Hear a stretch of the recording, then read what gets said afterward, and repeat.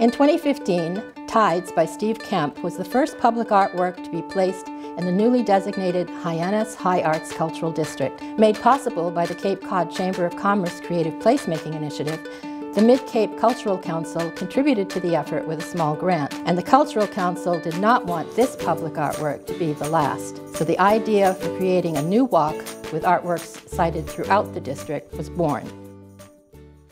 I'm Melissa Chartrand, Arts and Culture Coordinator for the Town of Barnstable. I'm joined here with Becky Lawrence, Project Coordinator for the Discovery Walk. Becky, this is so exciting. I want to hear all about the project. Look at these amazing models, and you're going to tell us a little bit about what this is all about. Right.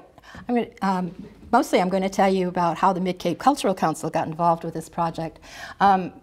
We had given a small grant to the Tide sculpture, and that gave the group the idea that we wanted to see more contemporary art in the cultural district, and we didn't want to think small, so we decided we wanted to have multiple contemporary artworks to create a pathway that could be mapped and allow people to really explore the whole district.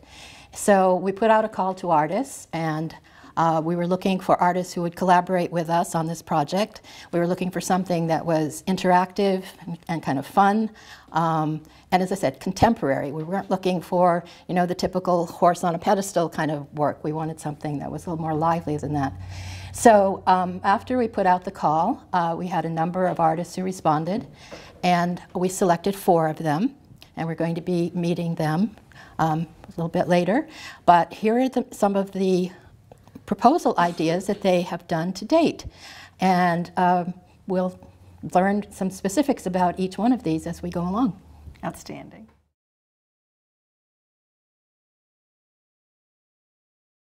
I think the whole idea of giving back to the community was one thing.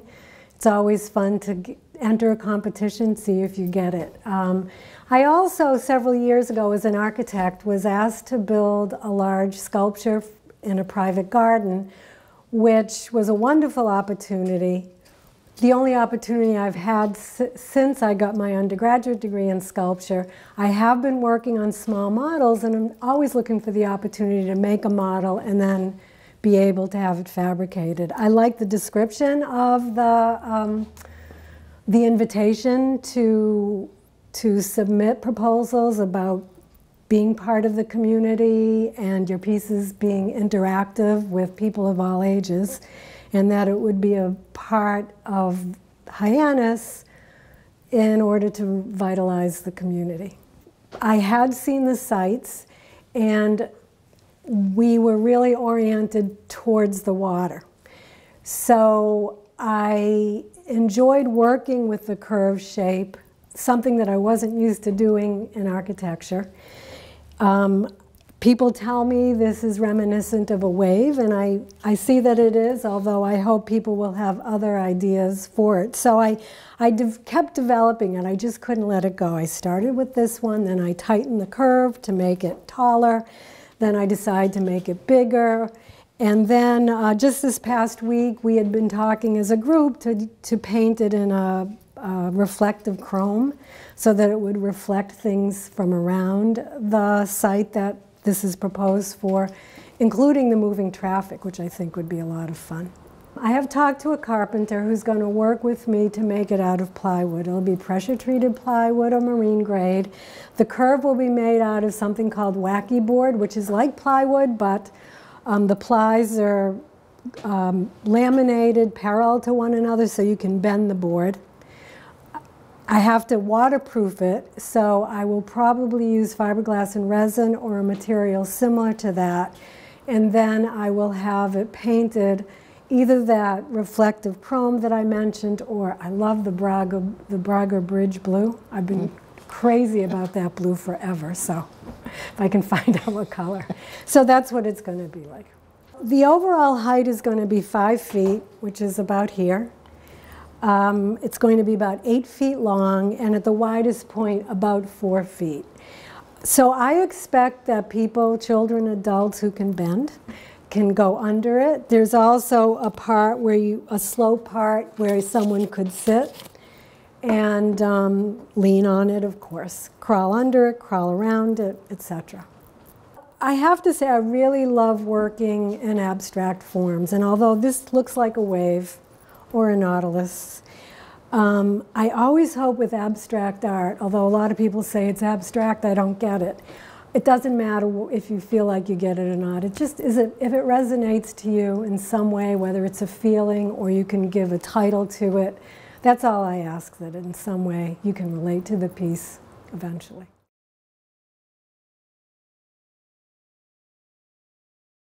Well, I saw the call on the website for interactive art, and I had an idea, a sculpture I've been working on for a while.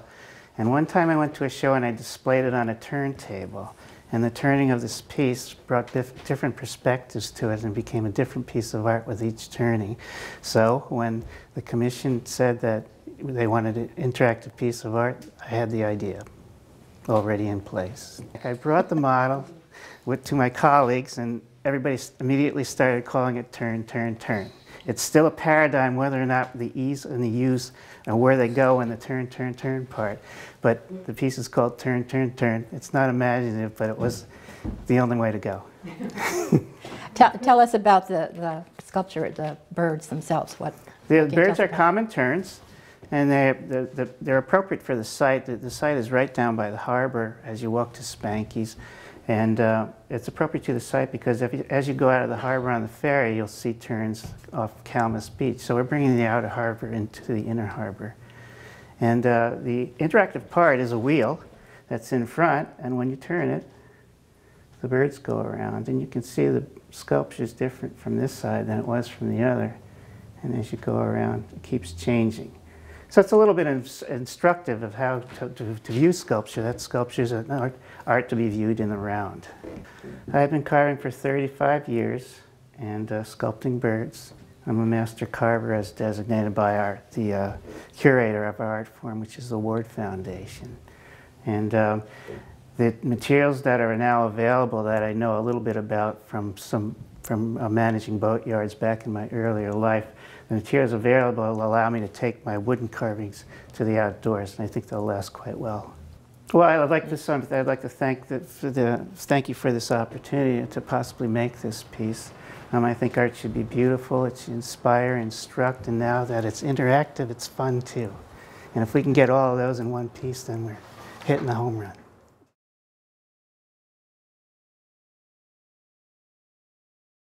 Well, the project was really important to me because my studio is located at the east end of Main Street near the Transportation Center. And so I saw this as an opportunity to really contribute to that part, specifically that part of Hyannis, because it's a part that is really looking to be defined. And so that's why I was also really drawn to that end of the Discovery Walk, because I felt like maybe other people might not understand that as much as I do, because I spend a lot of time there. I had spent time developing another public project along Pleasant Street, recently finishing a public mural there, and really was excited to see that there would be an opportunity to continue that path all the way from the Transportation Center to the harbor. So that was exciting for me. And I also have been talking a lot to the Maritime Museum about their interests, about linking to the harbor a little bit more. And so I just thought this grassy spot was perfect for that. I think like some of the other artists, I had things in my studio that you sort of sit with for sometimes months, years, right? And then suddenly they link together. So I had this funny little model around for a long time. It's just scored paper. But I was interested in it because I kept imagining that it was just the scale of a person and that somebody might want to sit in it or lie in it. And then when we talked about this project, it occurred to me that it looked a little bit like the shell of a piece of a boat, maybe the remnant of a craft that had landed there, and that the Maritime Museum was all about the history of making boats. So I used this as inspiration, and through a series of models, came to this conclusion, because I really wanted people to be able to interact with the piece. That's really important for all of us. But we didn't want people to start lying down and living in it, right? So what this became flipping it over, and it became the form of a hull of a ship. I think the ultimate form will be a complete hull, although this model at this point shows a half of that. But what I'm really liking about it is that it rocks slightly, right? So if you imagine that this is actually double, and there's two people sitting on either end, they won't know till they get there and they sit on the bench that will welcome them to sit on it. But then it'll gently rock. And it reminded me of what it felt like to rock in a boat in the sea. And that just sort of that gentle, really meditative sort of feel. And so kids can have a lot of fun on it, sitting on each end and maybe rocking feverishly. Adults will get that sense when they sit that they're welcomed and that you're sort of sinking into the grass a little bit. Again, like that rocking in the sea. I also wanted it to be a place that more than one person could collect, an invitation for some groups. So I've designed to go with it these very simple seats. These are made of folded steel with powder coat paint in bright colors that are sea-like colors, but bright colors. Sometimes nature is a lot brighter than we give it credit for, right? So these are natural colors, but really bright. And they'll be arranged in the site on the grass as a collection of pieces that you can kind of stand on and sit on and play with. So the boat will be made of reclaimed wood, and it will definitely have expressed planking on it, so it looks like simply like a boat turned upside down. And then I've really been interested with applying text to my pieces lately, so I'd like to use that here. And so the words are things like seesaw, so the piece is called Seesaw, right? S-E-A-C-S-A-W. You saw the sea, you see the saw. And so you can seesaw, explore, etc. So the words may not be really clear from a distance, but as you get closer, you'll be able to understand that these are words about being inspired by the sea. Yeah, it's grassy, so a family can sit there and have a picnic. The kids can sort of rock a little bit while they're enjoying that place. It's right along the path that goes from the car ferry all along the harbor, all the way to the by the artist shanties and the other pieces, some of the other pieces. So it's actually a pretty busy path already. It's just that this one spot hasn't really been occupied yet. So I think it's going to seem like a natural fit because it's sort of calling for something there. The Maritime Museum is behind it, so, and they already have a little playground spot, so I think that that will sort of begin to sort of flow out and connect what they're doing to the harbor as well, a little bit closer. This walk, connecting a lot of the really important things in Hyannis, is going to tell a really important story. When we conceptualized about this, you may have seen by now that all of our pieces sort of relate to the sea. Right? And it was really important to us that we did that, but not in a sort of expected sense, right? There's a lot of subtle connections to the sea, sort of fluid forms, gentle rocking, those sort of nuances that really are about experiencing the water, but you might not even notice them because they're so subtle. So I'm quite excited about that, you know, the idea of flight of Eric's piece and rocking on the water and having a curve that envelopes you. And so I think that's a really exciting thing for Hyannis to have that sort of really subtle and carefully made art telling Hyannis' story.